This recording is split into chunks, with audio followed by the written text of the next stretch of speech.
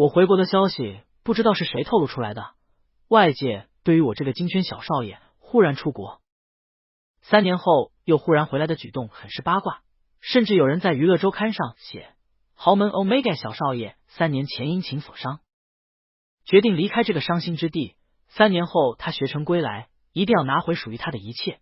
一时间我风头正盛，评论区都是摆着吃瓜表情的人，而影帝傅成渊在下面评论了一个八字不合的死对头实锤了。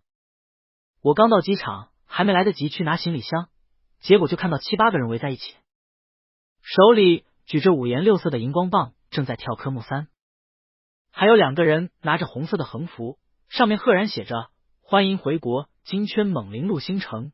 接着有人打了个响指，一群吹着喷呐扭着秧歌的人跑了出来，为首的是我的好基友傅承泽，一位笑得贼得瑟的阿拉斯加内陆狼贝塔，我就是他们横幅上的金圈猛林陆星城陆氏的小少爷，一位稀有的狐狸 Omega。 我戴上墨镜，装作不认识这群人。傅承泽赶紧追了上来，喊道：兄弟，你离家出走3年，归来居然对我不闻不问，究竟是道德的沦丧还是人性的丧失呢？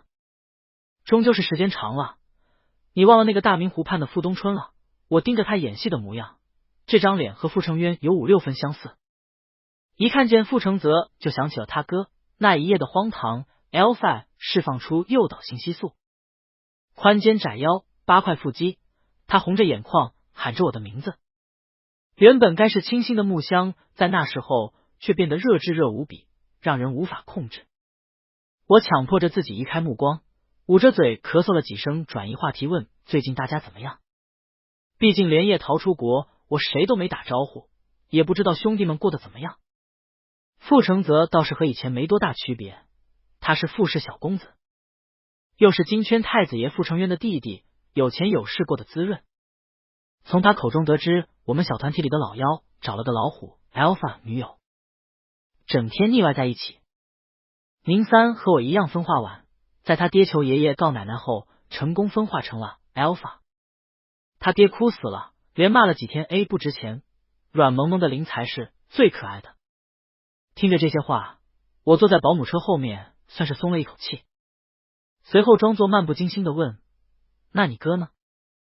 听说他事业风生水起，创立了自己的娱乐公司，如今应该结婚吧？傅承泽一听见他哥的名字就直叹气，甚至摇头，这让我心里顿时产生一种不好的预感。接着就听见他说，我哥3年前不知道被哪个吃了雄心豹子胆的 Omega 给标记了，闻不到任何零的信息素，整个人就是行走的中央制冷空调。他说要是找到那个睡了他的 Omega， 一定要让对方付出代价。我拿着手机差点将手机给扔出去，看着屏幕上的八卦新闻陆星城回国5个大字，心想现在买机票再逃出国还能保住小命吧。但现实总比想象残酷，回国1周后我没见过傅成渊的影子，以为万事大吉了，结果我爹给我举办了个接风宴，远在外地拍戏的傅成渊居然来了。他眼神淡淡的扫了我一眼，俯身靠近，熟悉的木香窜入了我的鼻腔里。就这么一瞬间，高度匹配的信息素开始有了反应，我大腿一软，被他搂在怀里。傅成渊轻笑着，伸手抚摸着我发着红的腺体，轻声说：你以为我不知道那件事是你做的吗？我心里一咯夜，心想这下是死定了，要是被傅成渊抓住弄死是小事，丢脸才是大事啊。我以前可是在他面前耀武扬威的炫耀着，说自己以后绝对能分化成顶级 Alpha， 为此在傅成渊面前嘚瑟了不知道多久，结果分化成了 Omega 不说，还将傅成渊给强制爱了，这说出去得多丢人啊！我推开傅成渊，表面佯装镇定，挺直了腰杆问他什么事。我什么都不知道，你别胡说。我话音刚落，就听见了一道熟悉的声音，不知道。呵呵，我信你个鬼，你个王八羔子坏得很，当我真没传白看的。就是你，就是你。我眨了眨眼睛，左右寻找着声音来源，可硬是没找到。而那道声音响了一遍也就没了。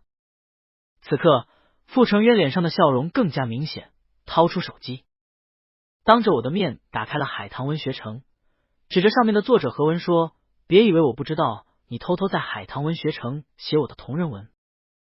你敢说这个叫我要当街拉屎的作者不是你？原来你暗恋我啊！还说主角是以我为原型。”我翻了个白眼，心想这人怕不是有什么大病。这部文可是海棠排行榜第1的一边的文，你可是主角受。我和傅承泽有多么玩得来，和傅承渊就有多么八字不合。陆傅两家是世交，傅承渊只比我大3个月，但我俩从小比到大。小时候我还在耀武阳到处乱爬呢，傅承渊含着奶嘴就开始一通一拐走路，走着走着就开始跑了。上了学就开始比成绩，比谁拿的奖多，后来长大了就开始比以后谁会是高阶 Alpha。 我们家虽然 AO 是同人，但一想到将来傅承渊要是分化成了 Alpha， 我要是出了岔子被压一头，那我丢脸可丢大发了。但我因为体质原因，分化比其他人都很晚，于是我在分化前特意找了个算命的掐指一算，说我命中有贵人，绝对能分化成顶级 Alpha。 我一听就更加畅色了。好景不长，在一次同学聚会上，傅承渊一杆七来了，从而诱发了我的分化。我当着傅承渊的面分化成了一个 Omega， 还提前了发热期。我懵了，彻底懵了，醒来时裤衩全飞，连带着把傅承渊也给标记了。 Alpha 是不能标记 Omega 的，但 Alpha 要是被 Omega 咬了腺体，就算是临时标记也会永远记住这个 Omega， 只会闻到他一个人的信息素，直到临时标记消失。但我没想到，因为我体质原因，信息素也特别强势，仅仅是一个临时标记，3年都没消失。宴会结束后，我回到家倒头就睡，梦里梦到了傅承渊知道了我就是那个标记了他又不负责的扎零后，拿着AK47 将我突成了马蜂窝，最后还把我的骨灰撒了。我是被吓醒了，还好订了出国的机票，眼下还是保命要紧。我叹了口气，准备去收拾行李，结果刚下床，手机就传来短信提示音，提示我机票已经退订。我赶紧穿鞋下去，只看见我爸妈坐在大厅里垂着头，两人红着眼睛抹着泪，一旁的秘书正贴心安慰着他们。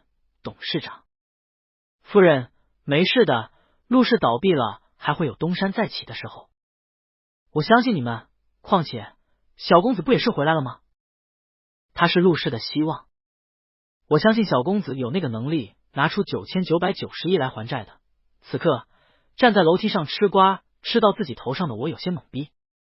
昨天还在5星级豪华酒店举办宴会的陆氏，今天一大早就破产了。天良路破了，我要去乞讨了。我妈看见我，哭声一下子抑制不住，我也没忍住，抱着我妈哭。怎么就破产了呢？我爸叹了口气，将情况告诉了我，说陆氏投资失败，已经将所有财产赔出去了，就连这栋别墅我们下午就得搬出去。我问我爹还有抢救的余地吗？我爹又叹了口气，说要么我1周之内拿到9999亿的钱来还债，要么就和傅家履行婚约。傅家这样才愿意投资，暂时帮助陆氏解决燃眉之急。我听见我爹这话，一口气没上得来，直接噌的一下蹦了起来，问：你说啥？我和傅家婚约？什么时候的事？我怎么不知道？那是你爷爷和傅爷爷定下来的，如果傅家孩子分化出了 O， 我们家的分化出了 A， 那么就是傅家小子嫁给我们家，反之是一样的。如今傅家也只有傅承渊是 Alpha， 你只有嫁给他了。我扯了扯嘴角，心想这是什么封建迷信，苦口婆心告诉我爹这种娃娃亲绝对不行。我们要坚信社会主义核心价值观，不信谣不传谣，要相信科学，杜绝封建思想，做个健康积极向上的3好学生。我爹朝着翻了个白眼，给了我一个看智障的眼神，挥了挥手，让人将我打包送去了傅家。这才是亲爹。一时间陆氏破产，我成了傅承渊的老婆，再次成了圈子里的八卦。聚会包间里的瓜子都嗑了5-6斤，其中最无语的还是傅承泽。原本我是他好兄弟，结果一觉醒来变成了他的嫂嫂。以前是互相让对方喊爹，现在是见面他得恭恭敬敬喊我嫂子。我倒是不介意，反正以后我爹东山再起还是得离婚。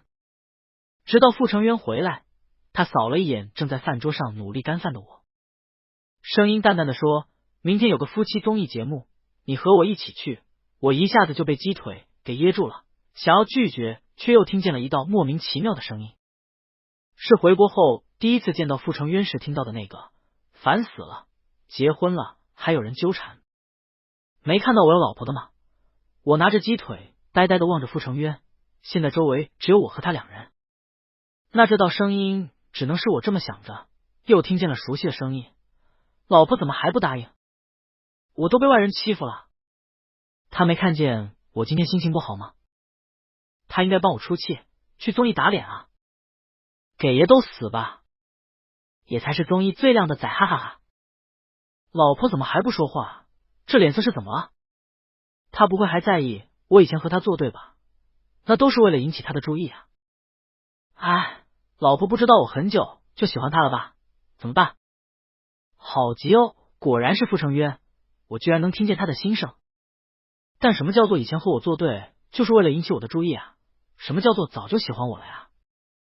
我他妈把你当兄弟，你却想当我对象，这个信息量太大，我现在有些头疼。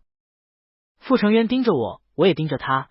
Alpha 的身形比 Omega 要高大许多，尤其是傅成渊这种顶级 Alpha， 长得好，身材好，就连信息素也是独一无二的木香。我想到了什么，忽然开口，要我答应也行，不过帮忙一次500万，我陪你去录制节目。傅成渊一口答应，临走时还意味深长的看了我一眼。这时我又听见了他的心声，老婆真的变了，一次只要500万了。这档节目给他开的片酬都是2000万，他肯定也是暗恋我的。果然小说没骗我，暗恋文才是 YYDS。 我瞪大了双眼，想抽自己一巴掌的同时，也想挖个坑把这嘴碎子给埋了。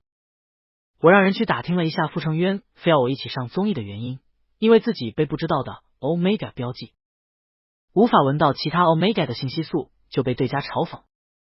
但也有的 Omega 不死心，一直对他投怀送抱。为此傅影帝很是烦恼。我笑了，心想就这。综艺开始的时候，导演将所有嘉宾带去了国外的一座城堡庄园来拍摄，介绍说是贵族才能住这里，他们托了很大的关系才拿到了拍摄权和暂时的使用权。我看着眼前豪华梦幻的城堡，陷入了沉思，又看向了大门口牵着一条哈士奇的管家。为什么这些人要去我家拍摄？这栋古堡还是我祖父给我的10岁生日礼物，也就10几个亿吧。说是他祖父留下来的，主要是这里种植了很多酿葡萄酒的葡萄。庄园的另一边就是我祖父为祖母种植的薰衣草花海，祖母是个非常漂亮善良的 Omega。 另一头不对外人开放的薰衣草花海就是他们的定情之物。不过我家现在破产了，这城堡庄园应该被卖了还债了吧？我爹还真是一个败家王。我正在心里感叹我爹这个败家子的时候，耳边传来了一道不合时宜的声音。一个金色头发的 Omega 张开双臂朝着我飞奔过来，嘴里喊着亲爱的，然后扑进了傅成渊的怀里。Omega 的耳朵还没收起来，小小的仓鼠耳朵竖在头上。接触到傅成渊的时候，他释放出了自己的信息素，眨了眨眼睛，渊哥哥，我好想你啊。一个金发碧眼长得好看的 Omega 扑在了我老公身上，还释放出求偶的信息素。在场的嘉宾都等着看我的好戏。傅成渊皱着眉头推开了 Omega， 往我身边走，心里不断说着，朕不干净了，朕不干净了，朕要被陆皇后打入冷宫了。皇后你可要相信朕，朕不是见一个爱一个的烂黄瓜呀。我正要开口，下一秒傅成渊的死对头一直想把他拉下影帝之位的 Alpha 开口了。哎，傅影帝的魅力就是大，家里有了这么美的美人还不够，这外面的野花也是开得灿烂啊！我看向说话的 Alpha 叫凌霄，是林氏娱乐的太子爷，因为常年被傅成渊比下去而记恨在心，俗称就是破防了。我没去理破防哥，那个仓鼠 Omega 朝着我投来敌视的目光，上下打量了我几下，不屑的翻了白眼，乖乖走到了另一个嘉宾身边。我这才知道，这个所谓的夫妻档节目，只有我和傅成渊一对是真正的，其他都是拿了剧本的。好家伙！我偷偷扫了一眼傅成渊，这人脸上一如既往的没什么表情，单手插兜，冷酷无情，只是内心戏十足。傅成渊心里正在咆哮，抱什么抱？知不知道我身上的衣服是我老婆今天亲自给我穿的？你玷污你自己可以，但不要玷污我老婆给我穿的西服。还有凌霄，你有病吧？你以为本霸总和你这个烂黄瓜一样到处留情？搞什么烂黄瓜文学？我听见这些话，悄悄的给傅成渊竖了个大拇指，不愧是影帝，真会装。本以为这个小插曲就这么过去了，谁想到这一幕被有人拍到了网上。傅成渊评论区涌现了一大波水军，什么脚踏两只船，不是梁家少 A 虚有其表，其实玩得很花，针对的意思十足。想都不用想，是谁做的？听傅成泽说，最近他哥有个男主正在接洽，但凌霄也去试镜了。这部电影是个大制作，而且还是拿过奥斯卡金奖的导演执导的，编剧是请了许久不出山的杨老先生来亲自操刀，这部电影就是奔着拿奖去的。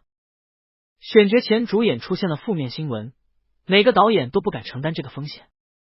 我让傅成泽盯着网上的舆论，一有不对赶紧联系我俩。那部电影我可是投了我的全部嫁妆啊！解决了网上这件事，已经到了深夜。拍摄嘉宾早早的在1楼住下，只有白天做游戏胜利的我和傅成渊分到了2楼的贵宾房，也就是原本我的房间。推开门，里面装饰的却很朴素，墙壁上挂着我这些年大大小小拿奖的照片和奖杯。傅成渊的目光落在了书桌上摆着的一张照片上，照片里是一个面无表情的少年抱着一只雪白色狐狸，少年的似乎还没掌握收起尾巴和耳朵，在照片里看起来凶凶的。他拿起照片看向我，嘴角勾起一抹弧度，还留着。我脸一红，赶紧上前抢过了照片，锁进了抽屉里。照片里的不是别人，正是8岁的傅成渊和因为年纪太小而控制不住自己本体的我。当时我正处于狐狸的生长期，很多人因为生长期控制不好，没有父母的信息素安抚，就很难控制心态。那天我考了99分，而傅成渊考了100分，故意在我面前炫耀。我气到直接化形去咬他，结果变不回来了。我哭啊哭，傅成渊还逗我可能一辈子就只能变成狐狸了。我哭得更大声了，也许见我哭声引来了正在喝下午茶的两方父母。傅成渊抱住我，开始安慰我不哭。我哪能惯着他？狐狸的牙齿很尖锐，直接咬在了他嘴巴上。傅成渊脸红了，连狼耳朵也控制不住出来，尾巴忽然摇了起来。这幅场面被傅成渊的爸爸看见了，他是个知名摄影师，就给我俩拍了个照片留了下来。而我俩后面其实还有个因为急切想要吃瓜而摔得狗吃屎的傅成泽。照片后面还有寄语，画了个小爱心，这些年一直被我放在这里。我捂着嘴咳嗽几声，缓解此刻的尴尬气氛。你别多想哈，这就是个普通的照片。傅成泽哼了声，不再多说什么，随即解开了领带。我赶紧抱着胸后退几步，傅成渊脱的只剩下单薄的衬衫和裤子。他一步步朝着我走来，脸上难得没有平日里的冰山脸，反倒是多了几丝笑意。我咽了咽口水，心想这孤微寡的，万一我控制不住自己的心思，又把傅成渊给强制爱了怎么办？然而傅成渊也只是吓吓我，拿了浴袍去浴室洗澡，睡觉也是在沙发上睡。和傅成渊结婚后，我俩就是分房睡的，这也没什么。但是今天看见傅成渊1.9米的一个 Alpha 蜷缩在沙发上，还有些于心不忍。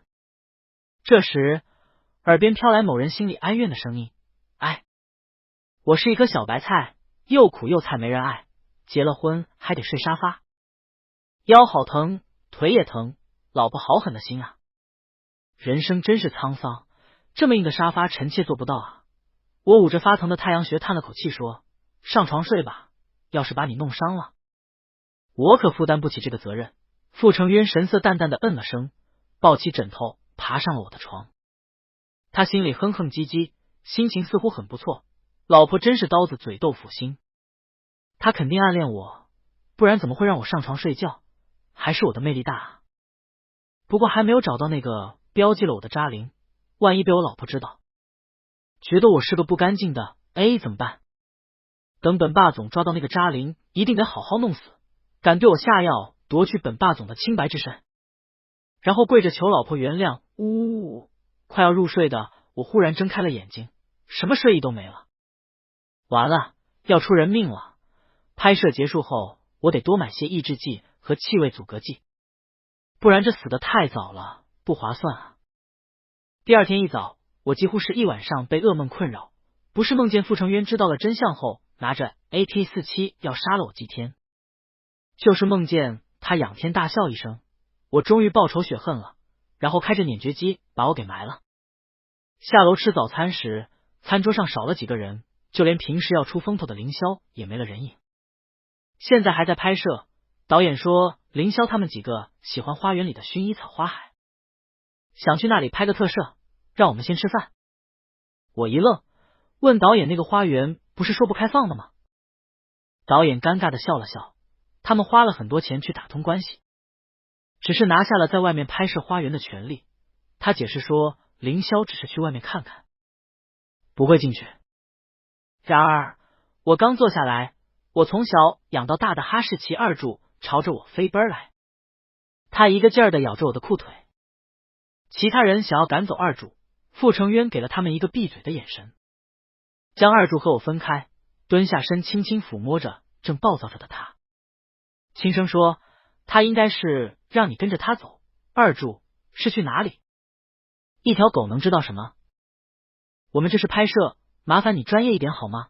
对面餐桌上只有仓鼠 Omega 和他的 Alpha 搭档，说话的是一个身材高大肌肉发达 Alpha， 他一边吃一边对着导演说：耽误了进度谁负责？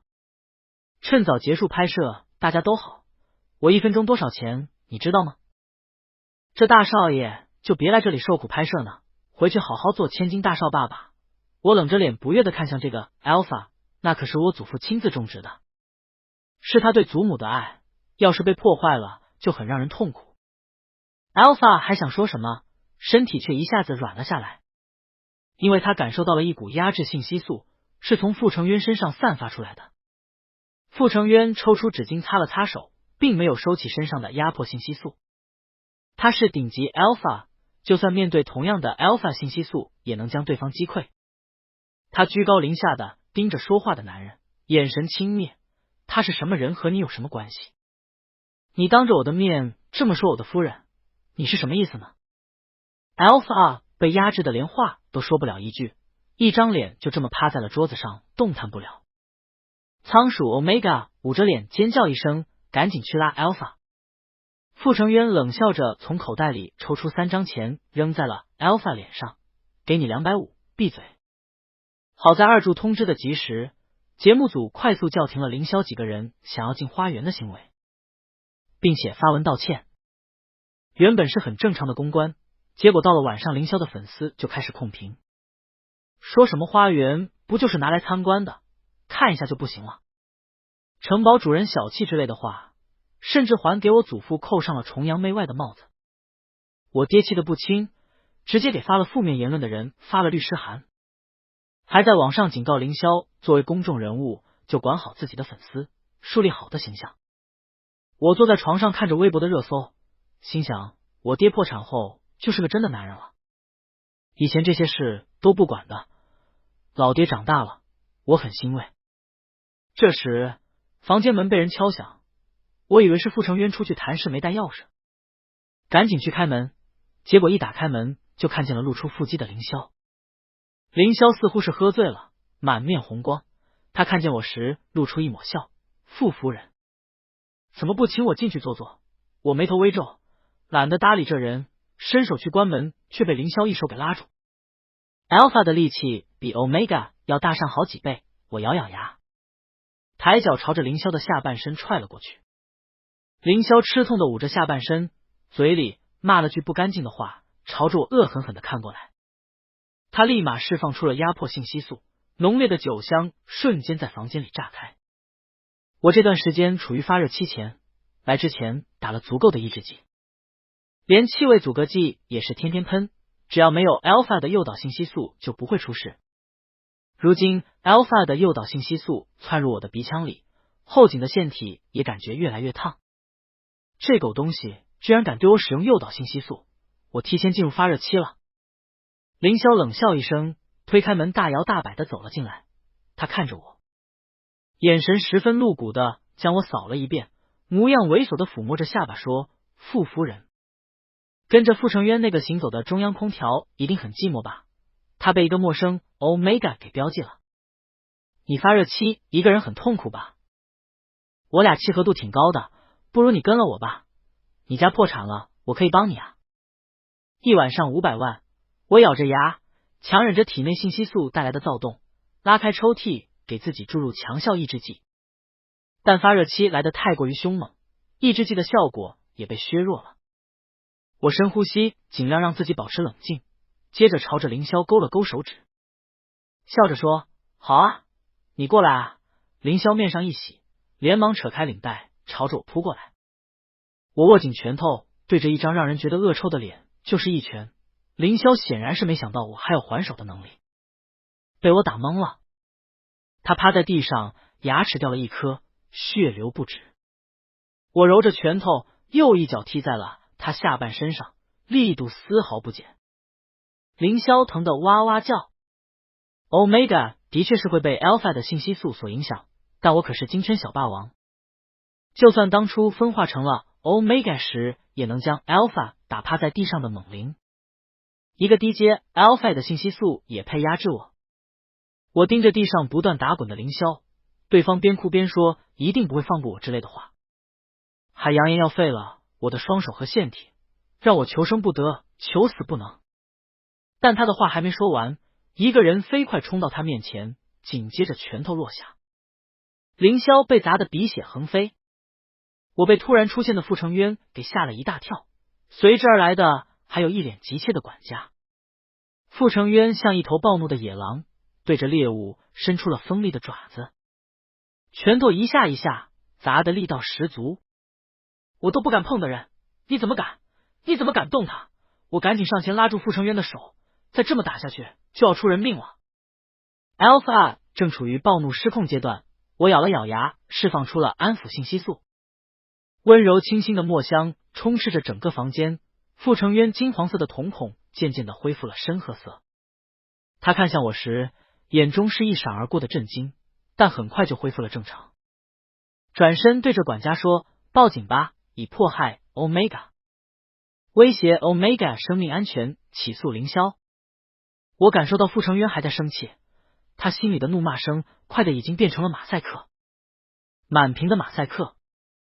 管家拖着凌霄走了出去，关上门的一刹那，一只手搂住了我的腰，另一只手把我焊在了门框上，接着就是温热的气息扑面而来。木香信息素缠绕上了墨香，两股信息素在房间里不断交汇着。薄唇离开了些距离后，傅成渊摸着我后颈的腺体，那指尖似乎带着魔力，越摸腺体就越热。刚刚被抑制剂压制住的信息素再次躁动了起来，我呼出一口气，抬头看向傅成渊，想要去推开他，只发现自己没了力气。傅成渊在故意对我使用诱导信息素，高度匹配的 Omega 和 Alpha 只是用稍微的诱导信息素便能让一方溃不成军，直接进入易感期或者发热期。完了，爹彻底进入发热期了，爹要控制不住自己了。这时傅成渊却俯下身，低着头在我脖子上轻轻的咬了一口，声音低沉又魅惑：总算找到你了。Omega 的发热期在7天左右，等我醒来时已经无欲无求。房间里都是木香和墨香融合过后的信息素，闻着让人头疼。傅成渊穿着浴袍靠在窗户边抽烟，他背上都是还没褪去的咬痕，最惨的还是腺体都被咬破了皮。他似乎察觉到了我的视线朝着我看了过来，我赶紧做回缩头乌龟。我听到了傅成渊的声音，麻蛋的，小丑居然是我自己，我被我老婆骗了，好气，真的好气，这不是一个发热期能解决的事情，至少得10个发热期，这是什么虎狼之词啊，我可是个柔弱的不能自理啊 ，Omega， 会死的。过了10几分钟，被子外面没有听见动静，我偷偷挪开一脚，准备去偷看，结果刚探出头就被傅成渊逮住了。他似乎喷了口腔清新剂，身上没了烟味儿，但看我的眼神淡淡的，声音也冷了下来。你就没什么和我说的？我摇摇头，不是我不说，是我不敢说啊，说了就要被你给弄死，死了还要被死党们嘲笑，我可不想年纪轻轻就死了呀。见我不说话，傅成渊眼中露出一抹失望，他轻轻的嗯了声，拿起衣服穿，等穿戴好后才对我开口，这件事你就当个意外吧。没事，我先走了。我呀了一声，想要去拉住傅成渊，却是心有余而腰不足。刚才傅成渊走的时候，眼中是一闪而过的伤心。我咬着牙忍痛穿好了衣服，下楼去找傅成渊解释清楚，告诉他不是故意要隐瞒强制爱这件事的，我就是怕被他弄死，丢脸丢到姥姥家而已。但我刚下去就听见导演说国外拍摄结束，傅成渊有事就提前回国了。我望着前方开着的大门，忽然感觉心里空荡荡的。回国后，傅成渊一如既往的不在家，每次打电话过去都是助理接的，都在忙通告，没时间回家。我发了短信去道歉，对方不接，发微信时对方直接显示拒收。我这才意识到我被他给删除了，我一一被一一删，一一除一啊！好家伙，傅成渊删除了我。傅成则回家看见我这副快要咬人的模样，什么也不问，直接笃定我一个人寂寞空虚了，拉着我就去了夜店，点了10几个 Alpha 小哥哥陪酒，全都是188的帅哥。傅成则端起酒杯说，来兄弟，咱们继续嗨。我看着眼前的 Alpha 帅哥，此刻心里毫无波澜。腹肌比不上傅成渊，脸也比不上，信息素更比不上。我发现自己好像得了傅成渊依赖症了，我好像有些喜欢傅成渊了。喜欢这个词在我心间荡漾开，似乎早就有颗种子在心里生根发芽，然后开了花。我猛地从沙发上站了起来，现在要去找傅成渊解释清楚。小爷我就是喜欢你，喜欢就上怎么了？睡觉怎么了？强制爱怎么了？刚打开门，门外站着个熟悉的人。傅成渊不知道什么时候来的，他穿着一身黑色大衣，面容冷峻，像是急匆匆赶来的，还在小幅度的喘着气。此刻我想，算了，就这么死吧，反正没有比现在更社死的时候了。论被好基友拉出来喝酒，好基友为我点了10几个猛 A。这时候老公出现在房间门口怎么办？傅成渊扫了一眼里面的情景，被气笑了。他直接越过我，将还在醉生梦死的傅成泽给拉了起来，拖出了房间。哥你怎么来了？你不是在拍戏吗？我心想，你哥说他再不来自己就要变成呼伦贝尔大草原喂牛了。都出去！傅成渊一向稳重，情绪从不外露，他第一次是用吼的，吓得同为 Alpha 的小哥哥们拔腿就跑。傅成则是跑得最快的那一个，跑之前还不忘让我自求多福。我正要跟着离开，一只手将我拉回了包间，天旋地转之间，我直接跨坐在了傅成渊身上。他的眸子开始变成金黄色，身上信息素一放，我不由自主的趴了下去，狐狸尾巴情不自禁的放了出来。傅成渊伸手抚摸上我毛茸茸的尾巴，我感觉自己脸都快烫死了。这可是狐狸 Omega 不能轻易触碰的地方。我不服气，礼尚往来，直接一口咬在了傅成渊的腹肌上。傅成渊闷哼一声，他看着我，嘴角微微勾起一抹好看的弧度。我不在的日子路小公子玩的可真花。这都伺候上了，我赶紧解释，绝对没有，我是无辜的，是傅承泽出的主意。我话还没说完，傅承渊就用手指封住了我的嘴，他轻笑着，但看着让人感觉浑身的鸡皮疙瘩都起来了。接着他又说，真是让人火大啊。说完，我有一种不好的预感，下一秒就看见了傅承渊露出了狼的耳朵和尾巴，直接从人形变成了狼的本体。一觉醒来，清心寡欲，就算全世界的猛 A 在我面前跳脱衣舞都没了感觉。昨晚的情况太过于惨烈，傅承渊彻底露出了本性，非要边摸着我的尾巴边威胁着让我喊哥哥，多大个人了还要学玛丽苏小说的霸总唧唧哇哇。我不服气，嘴已经快了脑子一步，硬气的开口说，你有本事来啊，只会嘴上说说，你有本事真刀真枪的来啊，然后就没然后了。晕过去之前，我只是看到了狼凶狠的眼神在我身上流连着，铺天盖地的 Alpha 信息素席卷我的全身，然后我就晕了。醒来后，床边的温度已经冷却，我连忙给自己打上抑制剂。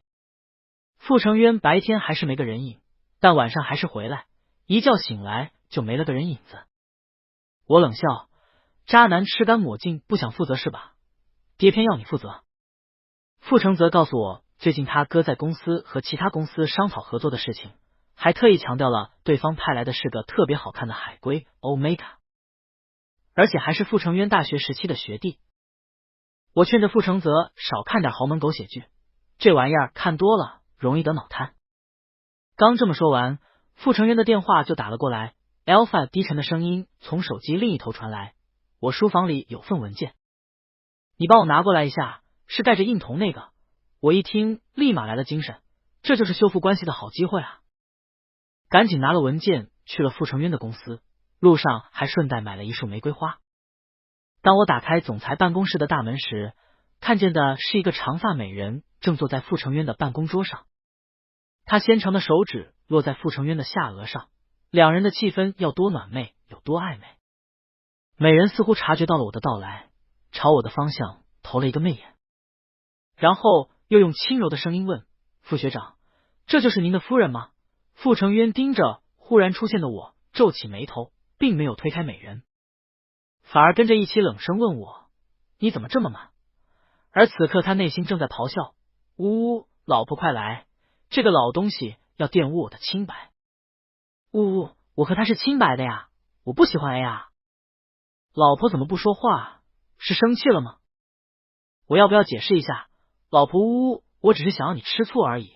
听到了傅承渊的心声，我其实并没有误会，只是惊讶一个 Alpha 居然长得这么好看。这一头长发的美人简直就戳中了我创作的灵感啊！我走到办公桌前，随意的把文件扔给了傅承渊，拉住美人的手说，美人，你别摸他了，摸我吧，他一个 Alpha 又硬又冷，有什么好摸的？你看看我。这下换傅承渊的脸黑成炭了，他冷着脸将我俩分开，心里不断饿狼咆哮着，啊呀，老东西给我爬呀，不要来勾引我老婆，本霸总今天就要为民除害，铲除这个千年不死的老妖精。坐下来攀谈之后，我才知道这个美人 Alpha 就是傅承泽口中那个学弟，但一直是装灵，他今天是一来谈生意，顺便配合傅承渊演戏来让我吃醋的。二开始寻找他丢失了很多年的前妻的。我了解，就算不解释，我也明白傅承渊不会做出这种事。毕竟一个走路都要避开 Omega 和 Beta 的纯情老狼，出轨还是得等世界毁灭了。等美人离开后，我也准备走，傅承渊动作迅速的拉住了我的手，小声询问，你真的没生气？我看着他小心翼翼询问的模样，心里有处地方被融化了一样。昨天还凶狠不近人情的狼，怎么过了一晚上就变成了狼崽了呢？我佯装生气，扭头不去看他。傅承渊急了，也顾不上自己所谓的冷战，抱着我解释，发誓自己绝对没有出轨。你出没出轨和我有什么关系？我和你只是名义上的夫妇。傅承渊脸色瞬间不好了，这让我想起了昨晚的战况，下意识就想逃。但傅成渊没有给我逃跑的机会，他扯开了领带，一步步朝着我走来。我们什么关系？从小就是我护着你，帮你做了班里的混混，你哭了是我哄的，你不高兴是我陪着的，就连你分化成 Omega 发热期也是我和你一起过的。婚约不是什么祖父定的，是我跪了3天3问叔叔求来的。你说你喜欢演员，我就做了演员，还成了影帝。陆星辰，我的喜欢你还看不出来吗？ Alpha 几乎是吼出来的。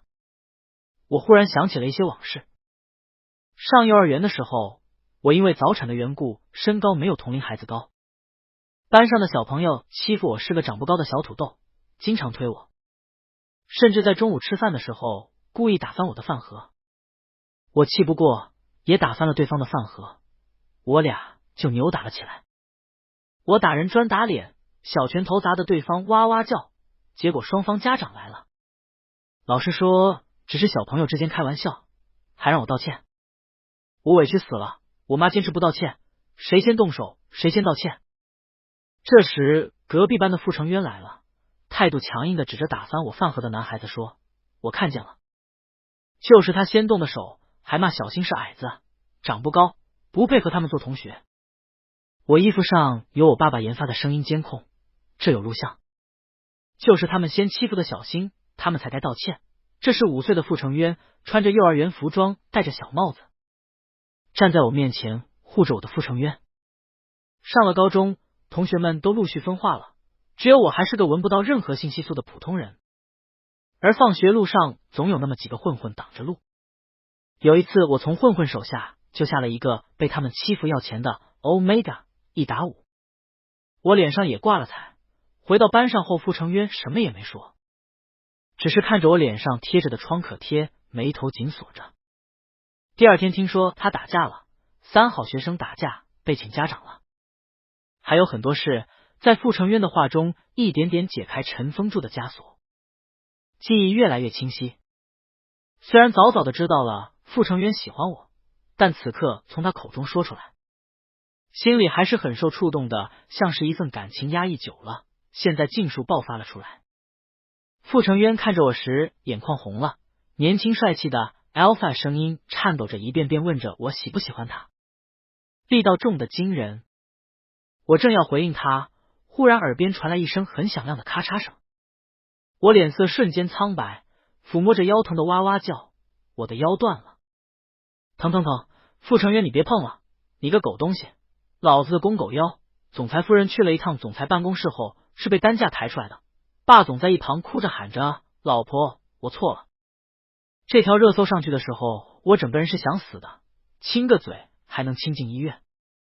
我爹来看我的时候说真是丢脸丢到姥姥家了。我看着我爹一身貂皮大衣，我妈也穿上了以前我给他们买的旗袍，心里总觉得有哪里不对劲。不是，我爹不是破产了吗？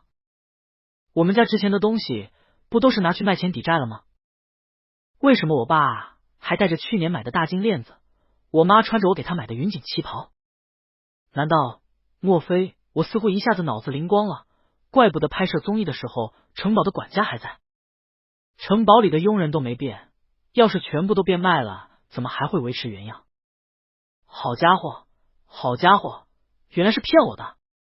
但他们为什么要骗我呢？难道是他们怕我乱花钱？可我家的钱可能是乱花几百辈子都花不完。我看向我爸问，说说吧，你们为什么骗我家里破产了？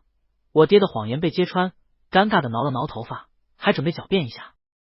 我狠狠的瞪了他一眼，我爹立马都说了，感情是傅成渊为了让我心甘情愿和他结婚，几个人联合起来坑我的。我爹听了傅成渊对我的爱那叫一个感动，于是3个人密谋了一晚上，给我俩一个相处的机会。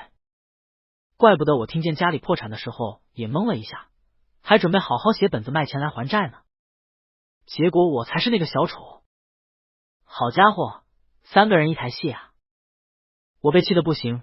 陆家破产后，曾经不少人给我使绊子，阴阳怪气我都忍了。结婚后我提心吊胆的过着，生怕自己一个不小心被傅成渊给嘎了，心里的怒火冲天，这下忍无可忍，直接给傅成渊打了个电话，怒骂道：“离婚吧，别爱我，没结果了。”说完我就挂断电话，收拾包袱回了陆家。夫妻综艺节目上映，热度瞬间席卷了网络。我和傅成渊在里面的互动又发了不少 CP 粉磕糖，还为此建立了超话，各种产出。其中有个我爬树摘果子，傅成渊在下面接着我。那一幕导演抓拍的很好，把傅成渊含情脉脉的眼神拍的感染力特别强。粉丝们看了直呼又相信爱情了。只有我知道，当时傅成渊现在下面心里不断想着，好烦，这个节目怎么还要拍彩蛋？我今天和老婆回去准备再看一遍真没传的。真娘回宫了，哎，真好，虐渣时刻到了，嘿嘿。今天我钮祜禄征婚就要把失去的一切给拿回来。